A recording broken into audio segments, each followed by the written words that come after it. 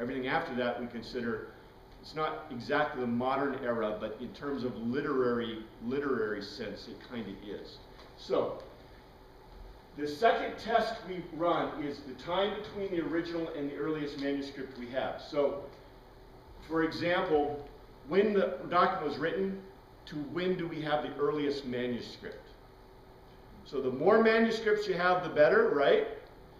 And also, the closer the time between when the manuscript was written and the manuscript you have. The reason for that, I think I get into that. Yeah, let's talk about this. A work with more existing manuscripts is judged to be more accurate, and why? Let's talk about this. Okay. For example, in the Gospels, I have many, many copies of the Gospels. Matter of fact, I have 24,000 manuscripts of the New Testament documents in toto. And I have hundreds of manuscripts of, for example, the Gospels. Okay? The problem is that every manuscript is different. Every manuscript is different. Okay? See, that's the problem. So what, now, you know, when I say each is different, it doesn't mean that every one is like radically different. I mean, it doesn't have Jesus down in central New York City when he's supposed to be in Palestine, you know. That's not the point. The point is, what I find is I find different spellings. Remember, when did people start worrying about spelling? Very recently. Yeah, anybody remember? Dr. Johnson. Dr. Johnson was the guy who gave us spelling. He invented his dictionary. And then Webster made a dictionary after Johnson. Johnson's the basis for English dictionaries. And by the way, there's a lot of satire and irony in his dictionary. And then you have, you know, Webster, who did a modern dictionary for English. And so, you know, no one worried about spelling in any language, okay, until the invention of dictionaries. Dictionaries are a late date kind of thing. So people spelled the words and names and everything the way they thought they sounded. And there was no standard.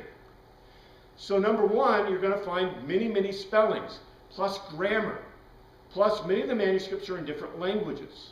The later ones are, of course, in Latin. The earlier ones are in Greek or Coptic or well, not Aramaic. But in any case, what you find is you find that these documents they disagree, or they don't, disagree is not a great word.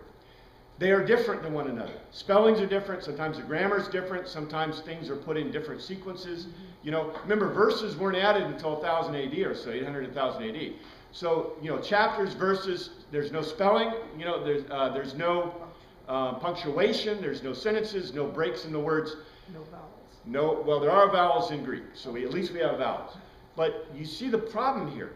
So what I do is, there is a text called the majority text, which has taken all the New Testament documents and resolved all these issues. So there are different texts. There's majority texts. And guess what? I've studied them. The difference between the different texts and, for example, majority text, not a big deal. The two big differences, and I don't even think I have in my slides, but the two big differences, does anybody know the two big differences? The two gospel things that are probably not original, that should have been left out, but we have them. The one is the woman caught in adultery. It's not found in the earliest manuscripts of any gospel. When we find it, it's found in Matthew, Mark, Luke, and John. It's found, in fact, if you look in the subscript of your Bibles, it'll say, we don't know where this is, and depending on the version you have, some will have it in John, some will have it in Matthew, some will have it in Luke, because we don't know. It was an addition. It's, by the way, the only time Jesus ever went against the Torah, in the woman caught in adultery, and it's probably a Gnostic addition. It's probably an addition somebody thought, this is really cool, and slid it in there. Because it's not found in the earliest manuscripts, and in the majority text, it's subscripted that way. As a matter of fact, the other one is the end of Mark. In Mark, somebody thought that the last part of Mark wasn't enough, so they added the part about snakes and the other things. The last chapter of Mark, about half of it, is an add. It's not found in the earliest manuscripts. It is only found in Mark. But those two are the only ones that are probably not real, that were added. Everything else, cohesive from the very beginning. So, just so you know, as a matter, ask your pastor. If your pastor has any clue about Greek or any clue about the Gospels, and you ask him about those two parts, he'll tell you straight on. It's amazing. I always tell him you have to put a warning if you preach about that subject. In any case. So, the more manuscripts I have, though, the better I know that I have what the original said. Right? If I only have one, that's all I got. Is it accurate? I don't know. If I have two, ooh, I can compare them. Right? If I have three, wow, I can compare them. 4, 5, 6, 7. The more manuscripts I have, the more comparisons I can make, the more assured I can be that I have the original text. And that's the point, right? I want to know I have the original text. I want to know that I have a good original. And that's what the majority text gives us, is our best guess, scholarly guess, this is exactly what the gospel said. And it's not bad. I mean, it's not as bad as it seems to make out. It always sounds bad, doesn't it? But it's really not as bad as you think. Here are some ancient manuscripts. And I've given you the best ones. The average number of manuscripts we have for most documents in antiquity, 1. If we have 3, we're really lucky. If we have 5, that's happiness. Look, the best, countless, 3. Pliny the Younger, 7. Plato, Tetralogy, 7. Euripides, 9. Caesar, Gallic Wars, 10. Aristotle, 49. Josephus, we have about 50. 75, I think, of his wars. Sophocles, 193. Sophocles is getting pretty good. Sophocles is probably the best document in terms of manuscripts. Well, no, there's one better, but these are all histories. These are histories, okay? Of the New Testament, I have 24,633 known, and now you told me they found some more?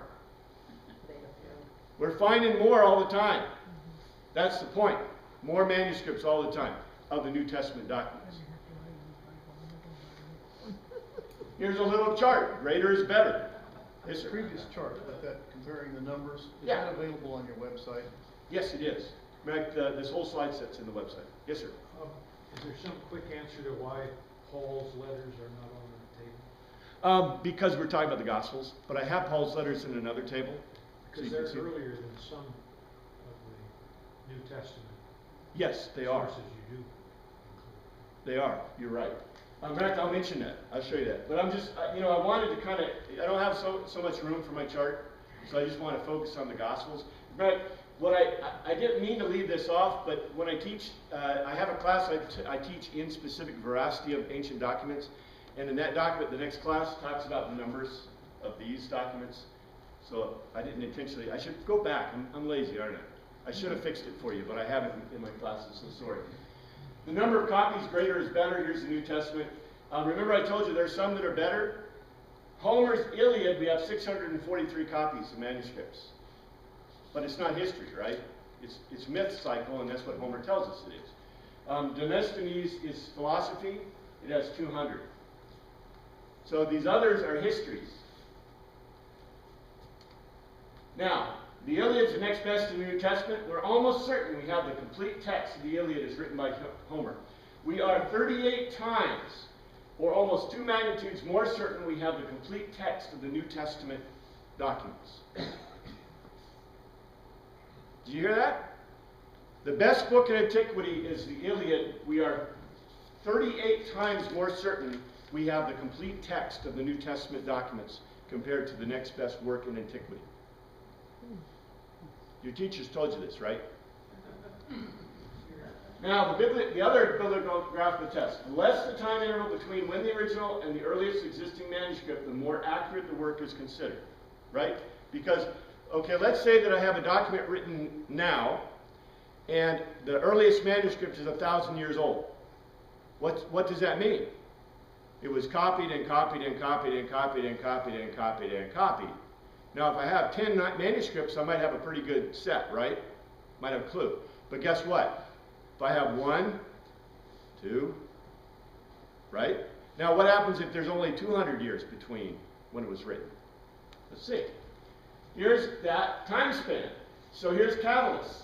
Catalyst is a typical example in the ancient history. 1,600 years between when it was written in 54 BC and the earliest copy. Pliny the Younger. Pliny is really good. Pliny is the best we have almost in the ancient documents. 750 years.